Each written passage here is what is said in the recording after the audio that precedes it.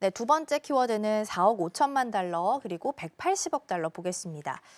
마크 저커버그가 4월 초에 FTC 반독점 소송과 관련해서 4억 5천만 달러로 이제 합의금을 제시를 했습니다. 그런데 네네. 이에 대해서 FTC가 이 가격 터무니없다라고 이야기한 상황이고요. 그래서 숫자만 놓고 봤을 때 4억 5천만 달러 그리고 vs 180억 달러인데 이 숫자 사이에 있는 괴리는 어떤 것을 좀 의미하게 될까요?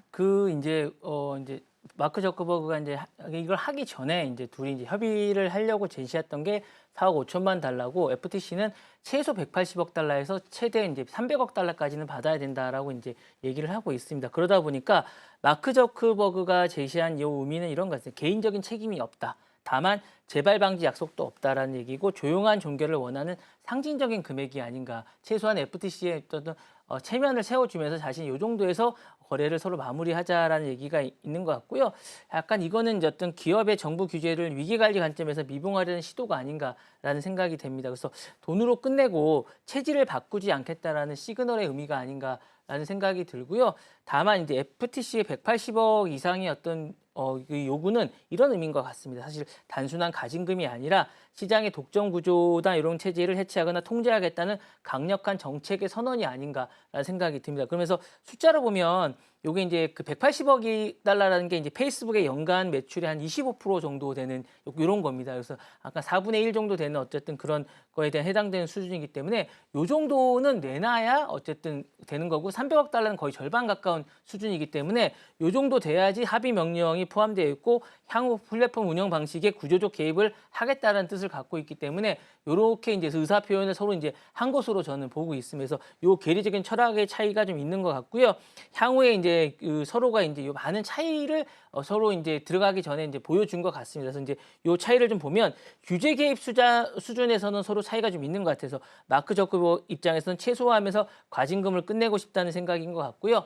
FTC 같은 경우에 시스템적 개입이라든가 구조적 변경 요구를 좀 하고 싶은 생각이 있는 것 같습니다. 그래서 이런 게 있는 것 같고 책임적인 방식에서도 좀 차이가 있는 것 같아서 마크 저커버그는 돈으로 그냥 모든 걸 다 해결하고 싶다라는 생각이 좀 있는 것 같고 FTC 같은 경우에는 미래 지배력을 좀 제한했으면 좋겠다. 이런 것들 향후에도 이제 계속 간섭을 하면서 메타의 어떤 행동의 반경을 제한하고 싶다는 생각을 좀 하는 것 같고 마크 저커 입장에서는 플랫폼의 본질을 바꾸고 싶지 않다. 이건 사적인 기업가의 어떤 영향이다라는 생각을 하는 반면에 FTC는 이 부분에 대해서 공공자산에 준하는 것이기 때문에 책임감을 가져야 된다라고 얘기를 하고 있습니다. 그래서 이 부분에 대한 이야기를 서로가 이제 팽팽히 맞서고 있는 것 같고요. 이 이슈는 사실은 지난번 대선 때부터 계속 이슈가 됐기 때문에 이 부분에 대해서 어쨌든 FTC가 한번 손을 보겠다는 생각을 좀 가지고 있는 것 같습니다. 그래서 이 부분이 이슈가 되고 있는 것 같고요. 사실은 이게 이제 여러 가지 의미로 많이 의미가 있지만 제가 볼 때는 기술 기업이 공공 권력과 직접 충돌한다는 측면에서 상당히 많은 의미를 좀 가지고 있는 것 같습니다. 그래서 이 부분에 대한 것들은 의미가 있는 것 같고 벌금이란 측면과 시스템 변경이란 측면에서 서로가 좀 약간 막 보는 시점이 좀 다른 것 같습니다. 그래서 책임의 방식이 좀 다르다라는 생각이 있는 것 같고 저크버그는 단순히 이제 금액이 아닌 여러 가지를 생각을 하고 있는 금액이라고 생각하는 반면에 FTC는 철학의 충돌이 있는 것 같아서 지배는 허용하되 견제 없이 계속될 수는 없다라는 생각을 좀 하고 있는 것 같고 민주주의와 독점의 어떤 전환점이 될 수 있는 게 아닌가라는 생각이 들면서 이렇게 시차의 어떤 차이가 좀 있는 게 아닌가라는 생각이 좀 듭니다. 네. 네, FTC 입장에서 본다면 저커버그가 이야기했던 4억 5천만 달러에 대해서 이 합의안을 웃기는 제안이다라면서 일축을 시켰다라고 하고요. FTC는 이제 메타를 통해서 다른 빅테크 기업들까지도 일단은 빅테크 규제 본보기를 만들려는 움직임을 보이고 있는 것 같습니다.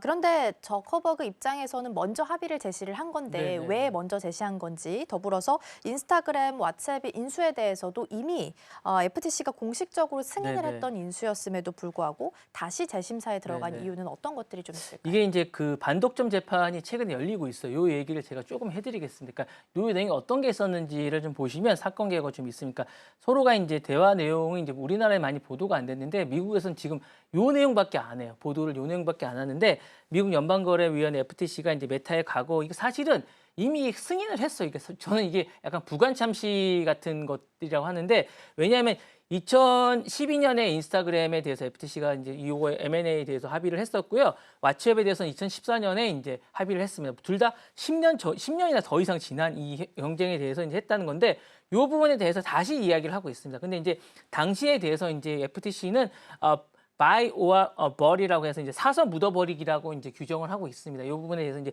그렇게 얘기하고 있고 재판에서 이제 샌드버그 전 CEO나 저커버그 CEO에 대해서 이제 출석을 요구하고 있습니다. 샌드버그라고 이제 전 페이스북 여성 이제 유명한 CEO죠. 이 부분에 대해서 이제 이야기를 하고 있습니다. 불러서 이제 증인을 출석시켜서 이야기를 계속 듣고 있습니다. 그래서 요 두 사람에 대해서 이제 얘기를 하고 있는데 어떤 식의 얘기가 나왔으면 샌드버그는 이렇게 얘기하고 있습니다. 지난주 이제 어제 저녁에 이제 수요일 날 얘기를 하고 있었는데 FTC가 2011년 이메일을 지목하면서 당시 페이스북의 경쟁사인 구글의 플러스 광고를 금지한 내부 문제를 삼았고요. 이 부분에 대해서 이제 FTC 문제를 삼았는데 샌드버그는 당시에 매우 무서운 시기였다고 해석을 하면서 우리는 복제한 제품은 처음이었다고 하면서 구글의 위협을 강조했습니다. 그래서 이 부분에 어쩔 수 없었다라고 자신들이 이거를 이제 인수할 수밖에 없었다고 얘기하고 그러니까 그녀는 구글의 광고를 차단하도록 직접 제안한 이메일을 공개했습니다. 그러면서 어쨌든 이거는 MA는 합법적이라고 계속 주장을 하고 있습니다. 그래서 그녀는 현재 합의를 올라와나 당시 이메일에서 경쟁앱 광고를 받으면 우린 바보처럼 보일 것이라고 말을 하면서 이런 부분에 대해서 자신의 합당함을 주장하고 있고요. 저크버그는 3일간 계속 진행되고 있습니다. 계속 진행되면서 이제 취재가 되고 있는데 FTC에 수십 건의 이메일 바인드를 제공하면서 저크버그는 과거의 경쟁사를 인수에 차단하려고 했다는 이 주장에 대해서 이제 반박하고 있습니다. 그래서 이런 걸 얘기하고 있고 그리고 2018년 이메일에 저크버그는 다음과 같이 쓰고 있습니다. 향후 5년에서 10년 내 인스타 왓츠앱에 분리당할 가능성이 있다라고 얘기를 하고 있습니다. 이런 부분에 대해서도 걱정스러운 부분에 대해서도 이야기를 하고 있고요. 이에 대해서 그는 정치적 환경을 고려해서 미리 전략을 세운 것일 뿐이라고 이제 반박을 하고 있고요. 이 부분에 대해서 이제 인스타 왓츠앱이 메타의 기술적인 자원이 없었다면 지금처럼 성장하지 못했을 것이라고 얘기를 하면서 사실은 이런 M&A 전략 때문에 성장을 했고 사실은 이걸 미리 예비에 대해서 미리 이제 향후에 이제 있었던 경쟁자를 제거하기 위한 것이 아니라고 주장하고 있습니다. 그래서 이런 부분을 얘기하고 있기 때문에 사실은 여러 가지로 이제 반독점 재판은 성공한 인수인과 경쟁력을 억제하는 이 부분에 대해서 이제 중요한 구조개혁이 아닌가라는 생각이 듭니다. 그래서 이 부분이 향후에 많은 판결을 나누지 않을까라는 생각이 들고 사실 마크버그가 왜 지금 요거를 제안했을까라는 생각이 들면 이게 상당히 중요한 의미를 갖기 때문이 아닌가라는 생각이 들어요. 그래서 이 부분을 보면 AI 플랫폼이 이제 판짜기가 시작된 게 아닌가라는 생각이 듭니다. 왜냐하면 제가 조금 이따 말씀을 드리겠지만 지금 오픈 AI도 플랫폼을 만들 생각이거든요. 그러니까 이 부분이 지금 이 부분의 단순한 어쨌든 기술 싸움이 아니라 데이터 축적이라든가 알고리즘이라든가 사용자 연결 종합적인 통제권 싸움이 되는데 여기에서 이제 밀리면 안 된다는 생각을 좀 하고 있는 것 같고요.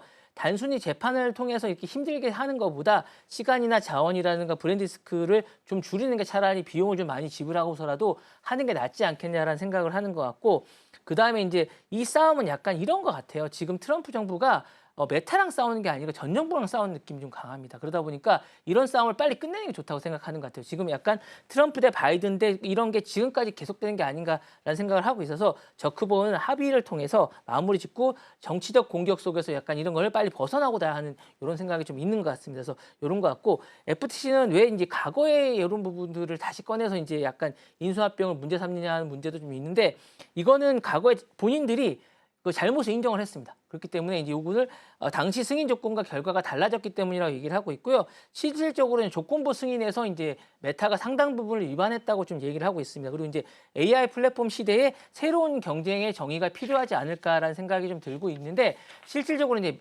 말씀드렸다시피 제가 보기에는 약간 그 전 정부의 바이든 정부 때나 아니면 자신들이 대선 가도 때 메타에게 약간 불이익을 당했다는 이런 것들이 많이 작용하지 않았나라는 생각이 듭니다. 그래서 이런 부분이 이제 제가 보기에 모든 것들은 제가 볼 때 AI 시대의 플랫폼에 대한 어떤 구조에 대한 전초전이 아닌가라는 생각이 듭니다. 네. 네, 빅테크 규제 이슈 속에서 어떤 결정을 내리게 될지 뉴스 체크도 나오는 대로 계속해서 해드리도록 하겠습니다.